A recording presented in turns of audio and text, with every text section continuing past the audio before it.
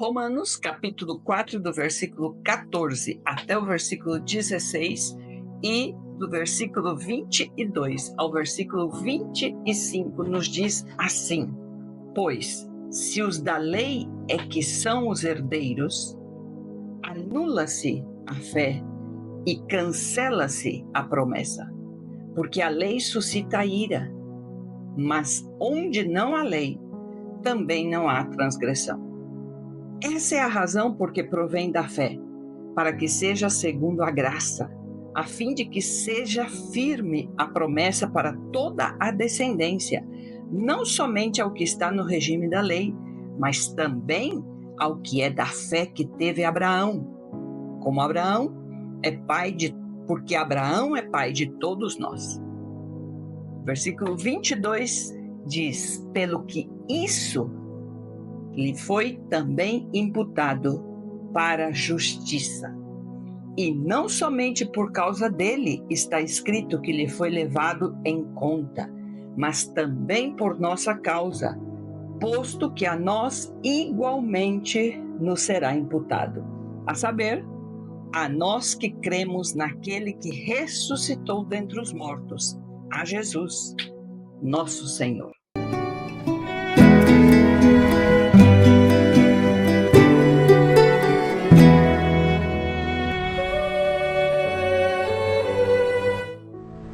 Graça e paz vos sejam multiplicadas no conhecimento de Deus e de Jesus, nosso Senhor.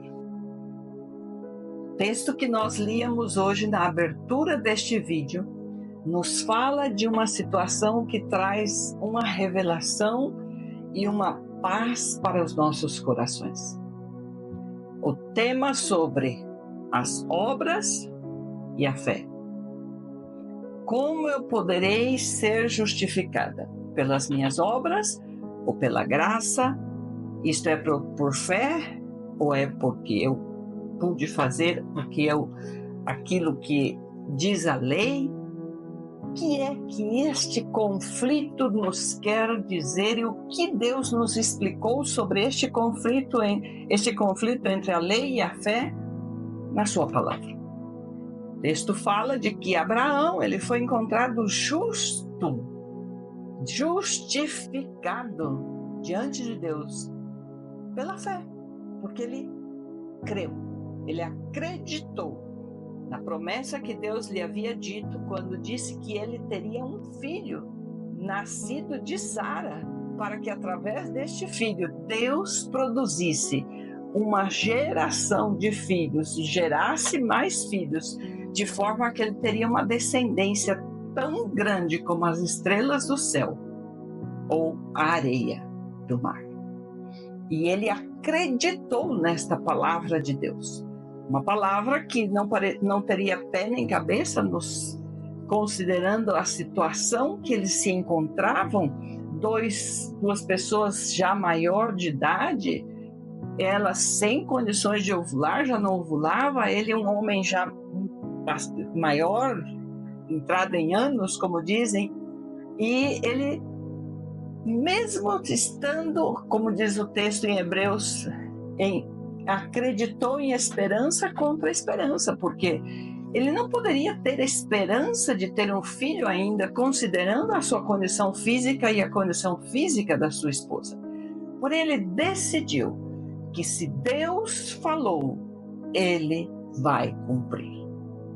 E este texto diz que estas bênçãos que advieram e que são produto desta crença de haver Abraão acreditado e tido esta fé, elas não são somente para os descendentes físicos, senão para todo aquele que de uma forma como ele, sobrenatural, decidem crer na promessa de Deus, seriam levados a ter acesso a essa mesma promessa. E isto é o que Deus fez quando Jesus fez a obra da cruz. Ele fez uma obra completa. Nós falávamos de Romanos capítulo 1 e 2, quando Paulo diz ser um servo de Jesus, chamado para apóstolo, aquele que vai anunciar e que estava a serviço do evangelho, que era separado para o evangelho. Então, ele foi separado, apartado para poder anunciar este evangelho, que Jesus é o Senhor. E isto é a grande missão que faz com que eu possa ter esta condição de, a cada vez conhecendo mais a Deus e a Jesus, eu possa aumentar a minha fé, aumentar esta graça que Ele derrama sobre a minha vida. Então, isto produz paz no meu coração, e isto é o que todos desejamos. E aqui este texto diz que isto não está somente disponível para o povo judeu, senão que isto estaria disponível para todo aquele que crê. Em Romanos, no capítulo 1, no versículo 17, ele diz assim: visto que a justiça de Deus se revela no Evangelho, que é Jesus, né? Sabemos, de fé em fé, como está escrito, o justo viverá por fé. E este texto, na verdade, Paulo mencionava porque você encontra desde Abacuque, o profeta Abacuque, no capítulo 2, versículo 4 de Abacuque diz: eis o soberbo, sua alma não é reta nele, mas o justo viverá pela sua fé. Então nós encontramos a necessidade de podermos exercer fé para podermos acessar a esta condição de vivermos, e a vida, nós sabemos, está em Deus. Então, para que eu possa lograr esta vida, quando Adão pecou no Éden, a maldição ou o pecado que foi cometido teve como consequência a morte. E agora, o que Deus nos está mostrando é o caminho de retorno. Para que eu possa viver, eu necessito da fé. E o que é a fé? A própria Bíblia diz. Hebreus capítulo 11, no versículo 1 diz: ora, a fé é a certeza de coisas que se esperam e a convicção de fatos que se não veem. Então, quer dizer que a fé é algo que eu não vou poder explicar com a minha mente, eu não vou poder explicar de uma forma emocional. Não existe como nós podermos sentar com alguém e dizer: eu tenho fé na promessa que Deus fez para a minha vida, porque acontece isso, porque esse pode somar isto com isto e vai sair este resultado. Não existe isso. Justamente porque eu necessito aceder ou tomar posse deste sacrifício de Jesus na cruz. É algo que eu não poderia fazer por mim mesma. Falávamos no vídeo que explicávamos sobre os discípulos que foram de Jerusalém a Emaús, e a dúvida e o que havia no coração deles, a dificuldade deles em entender que agora eles já não teriam como ser resgatados por Jesus, porque ele havia morto naquela cruz. E explicávamos que a cruz não foi uma derrota, foi a grande vitória. E a vitória não somente para os judeus, senão para todo aquele que crer neste sacrifício, ainda que seja de outra nacionalidade. E esta obra que Jesus realizou na cruz, ela não foi simplesmente a redenção da humanidade ou da raça humana, mas ela inclui a salvação de não estar mais condenado para a morte eterna. Ela inclui que eu seja justa diante de Deus. E o que Deus possa dizer que eu sou justa é porque Jesus morreu na cruz no meu lugar, e eu necessito aceitar este sacrifício, me arrepender para que eu possa alcançar ser justificada. E finalmente também preciso deste mesmo sacrifício para que eu possa me santificar e ser encontrada santa, para estar com Deus, viver em santidade a eternidade. Então eu necessito desta cruz, deste sacrifício, da obra de Jesus, e isto eu tenho que acessar por fé. É sem poder ver, é crendo no que ele deixou escrito. E quando ele fala então que a fé é algo assim, eu preciso então entender e como eu posso entender ou conseguir a fé. Muito simples, a mesma Bíblia explica.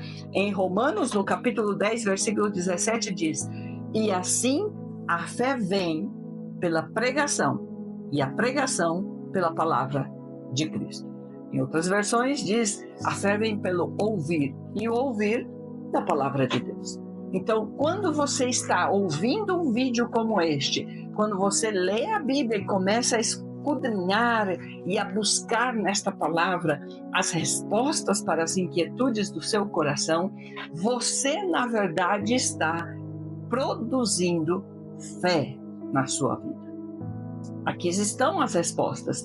Eu preciso desta palavra. E aqui você vai entender por que Jesus utilizou o pão na hora daquela ceia memorial com os discípulos e o vinho, e utilizou o pão com os discípulos de Emaús.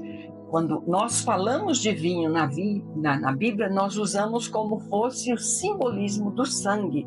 E o mesmo Jesus disse: este é o meu sangue que será derramado por vós. Então, o sangue fala de vida. Jesus é a vida e é o sangue que representa a vida. Como já aceitamos a Jesus como nosso Senhor e Salvador, já temos a vida. Porém, nós temos aí um outro elemento, que é o pão. E diz que o pão seria o corpo dele que seria partido. Porém, também é um simbolismo do que é a palavra de Deus. Ele disse que ele é o pão que desceu do céu e que isto aqui é o pão de vida. Então, para nós termos a vida de uma forma que possa ser expressada, refletida, eu preciso me alimentar deste pão, que é o alimento que Deus deixou para que eu possa alimentar esta fé, conhecê-lo e poder ver multiplicar a graça e a paz dele sobre a minha vida. É a forma de poder manter e permanecer firme nessa promessa, mesmo quando as circunstâncias digam outras coisas, mesmo quando o meu entorno me diga outra coisa, mas ao manter esta postura de fé, de acreditar e ter a paciência para até que a minha esperança possa ser cumprida, é algo que eu vou necessitar de alimento, e o alimento virá pela palavra de Deus. É quando está escrito que no caminho de Emaús, que ele chega e ele parte o pão e os olhos dos discípulos são abertos, seus olhos são abertos. É isto, quando você lê a palavra de Deus, que é o pão que ele deixou para alimentar as nossas vidas, os seus olhos serão abertos e ele vai poder se revelar e você vai conhecer a Jesus e o que ele fez por você e qual é a bênção que ele quer entregar e toda a obra que está incluída naquele sacrifício. A obra da salvação, da justificação, da redenção, da santificação, são obras que vão levar o ser humano a estar restaurado completamente na sua imagem e semelhança com Deus que o criou, e acessando a condição de ser filho de Deus e estar na eternidade na glorificação, que também é outra obra que Deus conquistou para nós. Assim como ele vai ser glorificado e é glorificado, nós também seremos glorificados. Então, esta obra completa precisa ser entendida para que eu valorize. Falávamos sobre nunca mais podermos participar de uma ceia memorial da aliança do Senhor na mesa de uma igreja, de estarmos comendo o pão e o vinho da mesma forma. Ao entender a grandiosidade do que significa e a porta que se abre para que eu possa me arrepender, entregar as minhas cargas e esta imundície, tudo aquilo que se apegou à minha vida, para receber o perdão, a justificação, a redenção e poder ser santificada por ele, é através deste momento onde eu ao partir o pão, ao receber isto e compartilhar isto, eu posso entender que aí neste simbolismo, por uma postura que eu me coloco espiritual diante de Deus, eu consigo ver estes milagres sendo realizados na minha vida. É sobrenatural. Assim como vimos a saída do povo do Egito, deixando aquela escravidão de forma milagrosa e sobrenatural, assim como vimos aos macabeus vencendo um exército tremendamente equipado e preparado, assim Deus quer que nós, a cada dia, possamos vencer ao inimigo das nossas almas, ao diabo, vencer a ele em todas as armadilhas que ele coloca para que caigamos em pecados, em vícios, em erros, em coisas que já não podemos estar praticando como filhos de Deus. Concluímos entendendo algo com este texto que estávamos lendo ao início, que lemos em Romanos 4, quando ele fala que sim é necessária a lei. Você, em Romanos capítulo 4, vamos ler novamente, no versículo 14, diz assim: pois se os da lei é que são os herdeiros, anula-se a fé e cancela-se a promessa, porque a lei suscita a ira, mas onde não há lei, também não há transgressão.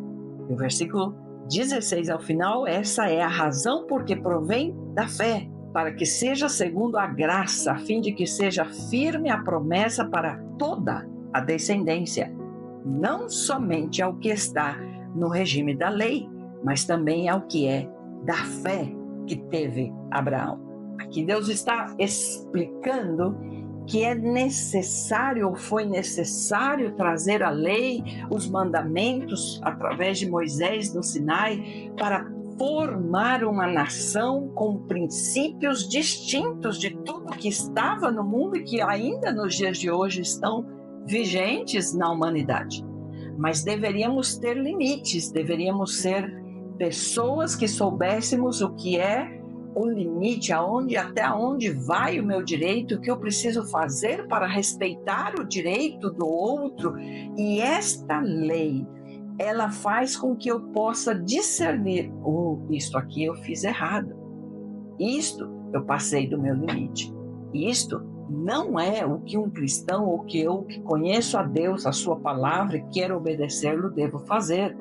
Quando eu sei que mentir, que roubar, que matar, que adulterar, que fornicar, que levantar falso testemunho, que todas estas, que fazer uma imagem e se ajoelhar diante dela, que tentar levantar imagens e fazer imagens do que é Deus e tudo que Ele criou, coisas que Ele deixou estabelecido, honrar pai e mãe, que eu preciso, coisas que Ele deixou estabelecido para que eu possa ter uma direção, um norte, uma orientação de qual é a forma de proceder da pessoa que quer e obedece a Deus e tem ao Espírito dele. Isto é para isto, porque sim, ela provoca ira, porque no momento em que eu sei que aquilo é errado, aquilo vai produzir ira em Deus. Mas o fato de que eu conseguisse, um exemplo, se eu conseguisse ser tão honesta, tão justa, tão perfeita, que não violasse nenhuma destas leis, isto não me daria a salvação. É isto que Deus quer dizer, que o que vai produzir a salvação é a fé e a graça que vem através deste sacrifício de Jesus na cruz. Por quê? Se você analisa durante a humanidade, você vai encontrar, sim, os judeus, a Torá, fiéis àquelas leis, aqueles mandamentos, aqueles estatutos, e creem que são justificados diante de Deus para serem encontrados justos, porque são fiéis àqueles estatutos, cumprem aqueles requisitos. E aí você encontra um católico, o catolicismo, com as suas rezas, com as suas penitências, promessas, seus sacramentos, e acreditando que ao fazer isto de uma forma rigorosa e mantendo isto em disciplina, poderão ser justificados. E finalmente chegamos aos cristãos, os protestantes estão aí reformados, não? sã doutrina. E com suas doutrinas e encontrando argumentos para poder mostrar que aquilo não está bem, mas assim, desta forma assim. E ao fazer isto, eles também, de alguma forma, buscam estar justificados diante de Deus. O que Deus quer dizer com este texto, se você ler aí, no versículo 22, ele diz: pelo que isso lhe foi também imputado para a justiça. E não somente por causa dele está escrito que lhe foi levado em conta, mas também por nossa causa, posto que a nós igualmente nos será imputado, a saber, a nós que cremos naquele que ressuscitou dentre os mortos, a Jesus, nosso Senhor. E o versículo 25 do capítulo 4 de Romanos dá o fechamento para tudo isto que estamos entendendo. Ele diz: o qual foi entregue por causa das nossas transgressões e ressuscitou por causa da nossa justificação. Não existe outro caminho.